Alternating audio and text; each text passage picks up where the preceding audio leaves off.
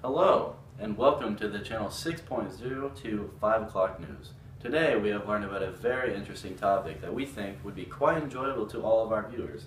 So without any more delay, we have our wonderful news correspondent to introduce this topic. Fireworks.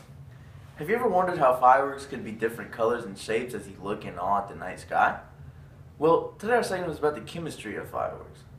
So, first of all, a firework needs to have two key ingredients in order for them to work.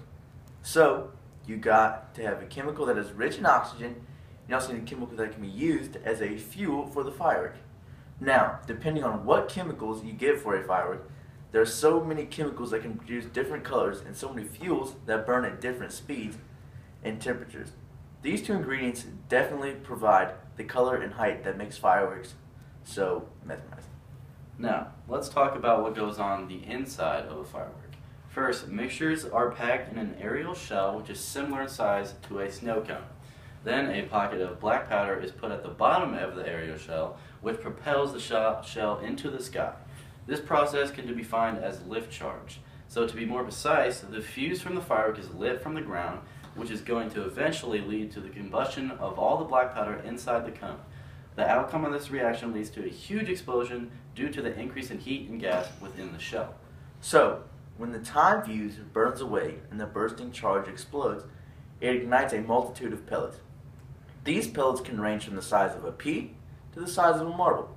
The pellets produce the colors and awesome visuals that spectators just love. Now, the colors made by fireworks are produced by the burning of specific metal salts, such as calcium chloride. The salts, when burned, can produce different colors. For example, red is produced by strontium salts like lithium carbonate and strontium carbonate. Orange is produced by calcium salts like calcium chloride. Yellow is sodium salts and sodium chloride. Green is barium salts like barium chloride. Blue is copper salts like copper 1 chloride. Purple is combining copper and strontium compounds. Silver is white hot magnesium and aluminum, and white is burning metal. Have you ever heard of oxidations and reductions? Well, if you haven't, then you will learn even more new facts about how fireworks work. So, oxidations are the elements that lose electrons in a reaction, while reductions gain electrons.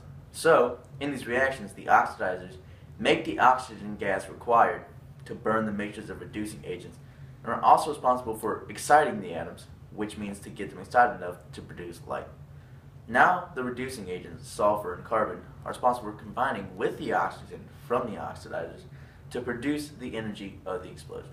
There are also essential oxidizers that are used in the black powder and the stars. These oxidizers are nitrates, chlorates, and perchlorates. Nitrates are the most used out of all the oxidizers because when they are reacted upon, they end up releasing 2 out of the 3 oxygen atoms.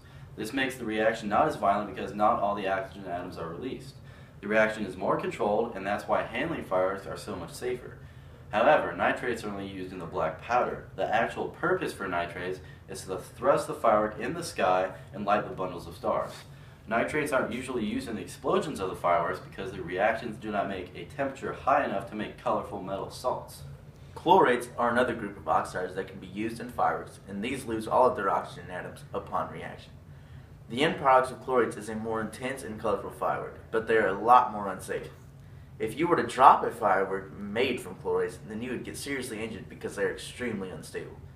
Chlorates can only bond with 3 out of 4 oxygen atoms, but this still makes chlorates pretty deadly. Now, instead of chlorates, firework companies are switching to perchlorates. Perchlorates have chlorine atoms that bond to all 4 oxygen atoms, which makes them much safer than chlorates, but also still produces the same effects as chlorates. When all 3 of these oxidizers react with oxygen, the oxygen reacts with the reducing agents to produce hot and expanding gases. The 2 most common reducing agents are sulfur and carbon, which is what the black powder is made of. Both of these react with oxygen to make sulfur dioxide and carbon dioxide.